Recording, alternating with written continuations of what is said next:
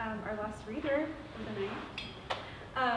Arielle Greenberg's latest book is I Live in the Country and Other Dirty Poems. Her previous poetry collections are Come Along With Me to the Pasture Now, Slice, My Kafka Century and Given. She's also the author of the creative nonfiction book Locally Made Panties and has co-edited 3 anthologies, including Gurlesque. A former tenured professor in poetry at Columbia College, Chicago, she lives with her family in Maine, where she writes, edits, teaches, and works for a creative services agency. Please help me in welcoming Arielle.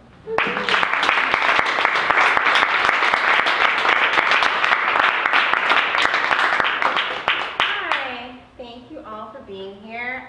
Thank you so much to the other readers for letting me sort of crash your party. This is a last minute thing and I'm really grateful and love hearing all your work and really just want to go talk about translation and reality television and marriage and kids and all the stuff. So hopefully we'll have a little time to do that after. When I crashed this party, when they invited me in, I was so excited, and there was a whole flurry of email back and forth.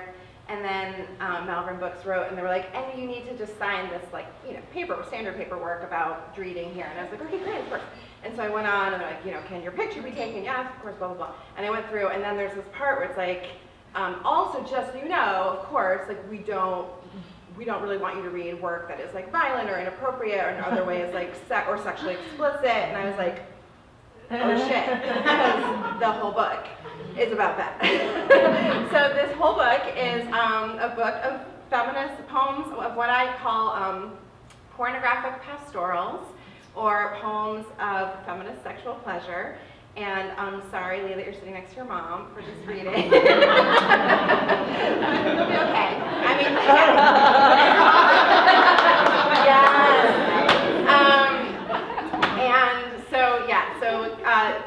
Warning, trigger warning, there will be sex in the poems, explicitly. I gave myself 2, so what happened was I was living in Chicago, I was teaching there, I had babies, and then we left and moved to rural Maine, and I dropped out of full-time academia, and this is a big deal for those of you who know, because nobody does that, it's stupid, but we did it anyway. And I sort of became this poster girl, I realized, for moving to the country to have this rural life. And the next year when I went to AWP, after I made this choice, somebody, I won't name names, I'll tell you after, literally came up to me and was like, "So are you a blueberry farmer now?" It was a man. And I was like, oh, this is what people think about my choices. I need to write about that. So the rules I gave myself for these poems were that they had to be sexually explicit. I didn't let myself off the hook about that. That they had to be about pleasure, because there are a lot of works, really important and phenomenal work about sexual trauma endured by women in this culture, which is prevalent, obviously. But when I was looking for poems of the erotic, of pleasure, I was not finding them by other women writers, by and large, at least not explicit. And it was really interesting. I was doing a lot of book reviewing, and I would get books sent to me, and the blurbs on the back would be like, "This erotic work," and I'd open the book and be like, "Yeah," and I'd be like, "Where?" That obscure reference to Catullus on page 3. I don't know. So I was like, no, there has to actually be fucking in the book. And then also because they're pastorals in the 21st century, I was also reminded or thinking about Juliana Sparr's dictum, well, if you have a bird in a poem now, the bulldozer better also be in that poem, right? So the poems are very much also about ecological disaster. So poems had to have explicit sex, they had to have pleasure, and they had to have ecological disaster. Those were my parameters, and this is the book, which is just out this week from 4 weeks. So this is literally my official launch party.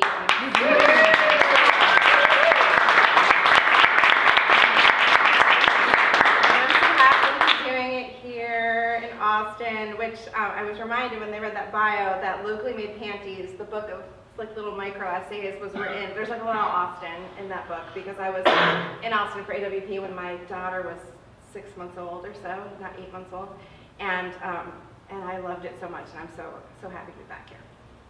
So this is the title poem of the book, I Live in the Country.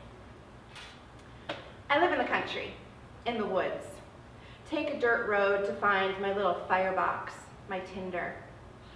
Something about bush hogging. The pastoral clogs my face and plugs me wholesale. I do not live in the woods, really. Joel says, you don't live in rural Maine. I live in town. Town is where you see people who are your neighbors and sometimes want to fuck them by the bulk whole wheat pastry flour at the co-op. Men think like this all the time, I've been told. The roving eye, the constant cataloging, the log, the drift, the wood. I've got to get some wood going in the morning. Start the morning with wood for a fire. Roving is the wool fluff in clumpy strands spun straight from the wheel. You can use it in felting. Make something with a needle, poking it here and here.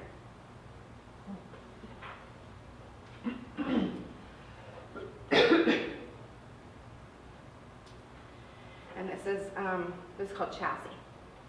I didn't know what a chassis was until I moved to Maine. In Texas, I bet you know what a chassis is. Maine and Texas have a lot in common, actually.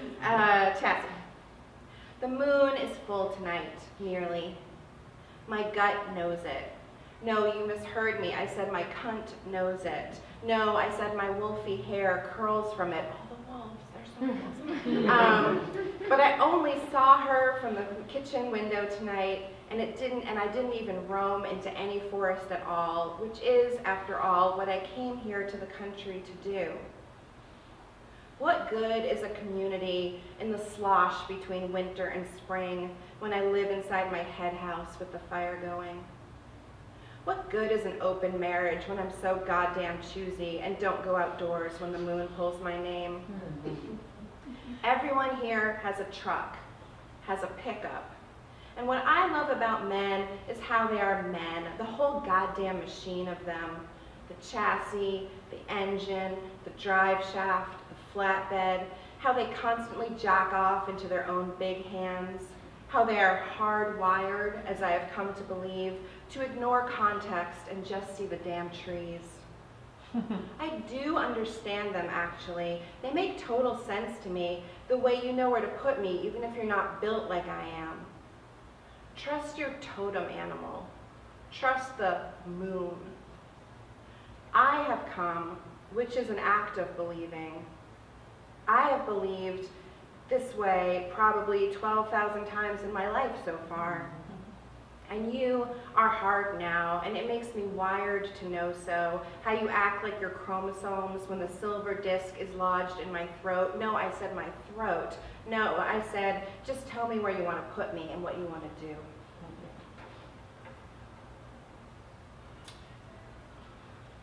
And this one is for the mothers out there. How many of us are mothers?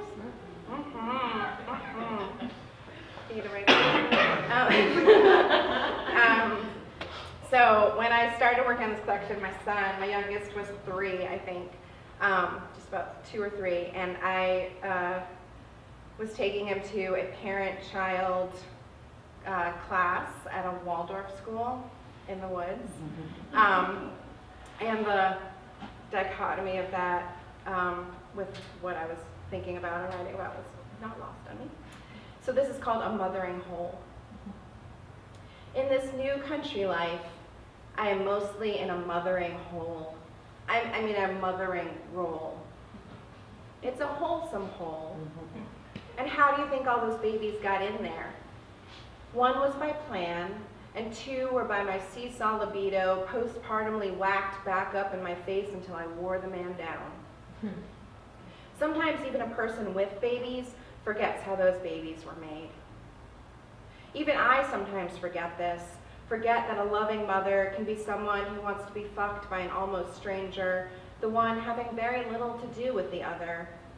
As I was saying, in this new country life, I drive the baby over the rutted dirt road in spring to a mother-child morning class at the wood and felt school in the woods, with the chickadee-dee-dees at the feeder and the laying hens, and the one black sheep with her wild, clear eyes, who may or may not be pregnant.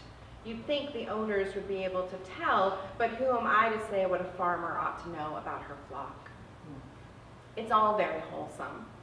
The brown rice and the flaxseed oil and the wee china bowls, set out on batiqued cotton cloths, the plant-dyed yarn we mothers are instructed to sit and knit into squares to make little balls we will stuff with carded wool, while the children sweep up the heart pine floors with enamel dustpans and do the washing up at the tiny drinking mugs and the basins full of warm water and lavender oil and shit bare-assed on the dirt under the picnic table outside.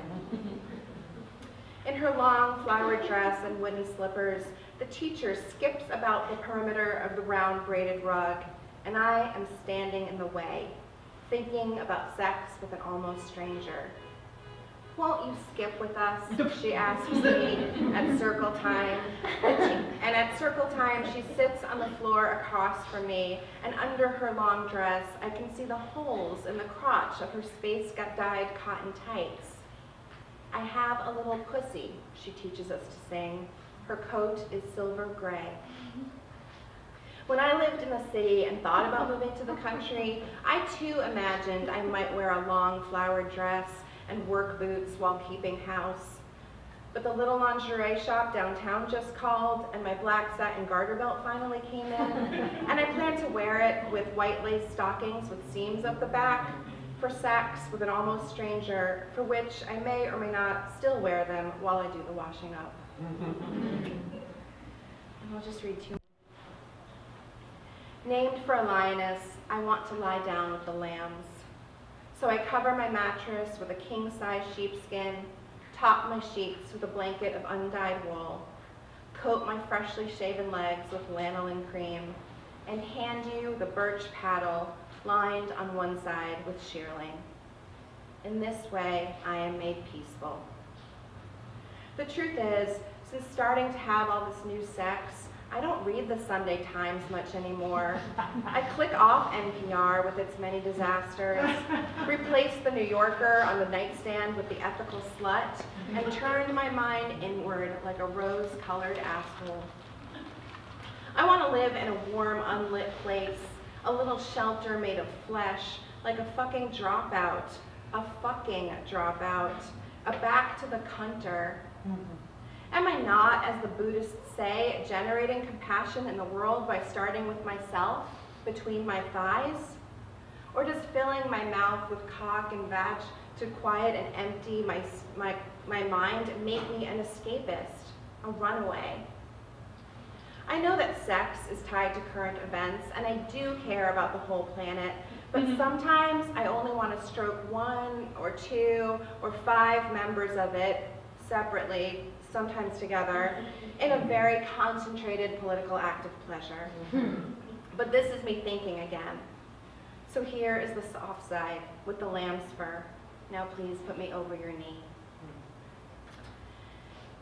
When I read that poem, I feel that I have to give a caveat, which is that it was written during the Obama administration, when I feel like we had the luxury and privilege that we did not recognize at the time to say things like I can turn off NPR. I don't really stand by that poem right now. Like I haven't since the horror. Yeah, so I mean, at the moment, like I no longer really feel like I have that privilege to hide in that way, and yet I still want to sometimes. And so this last poem is about that, although still written under the Obama administration.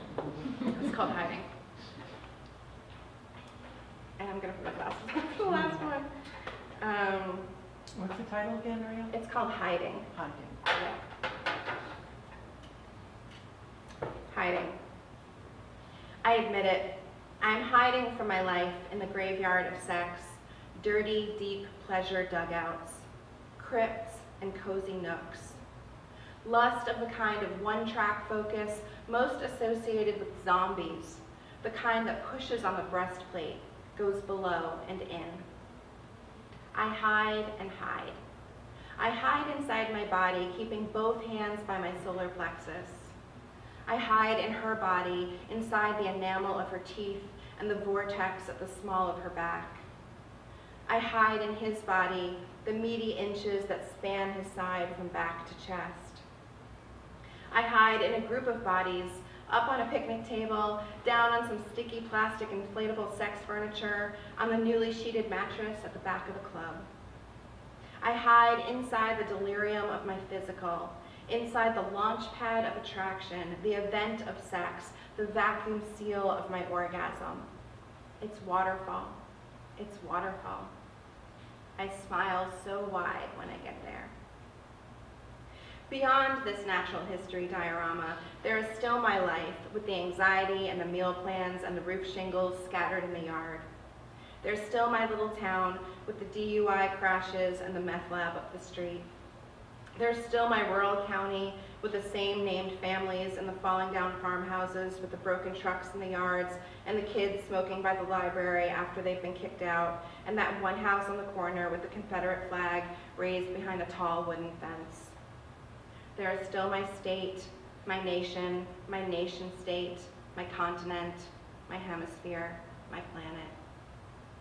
But sometimes I do hide for 3 or 20 or 88 minutes inside the glowy delight of the prospecting that goes on where all the little lights do not shine. Thank you.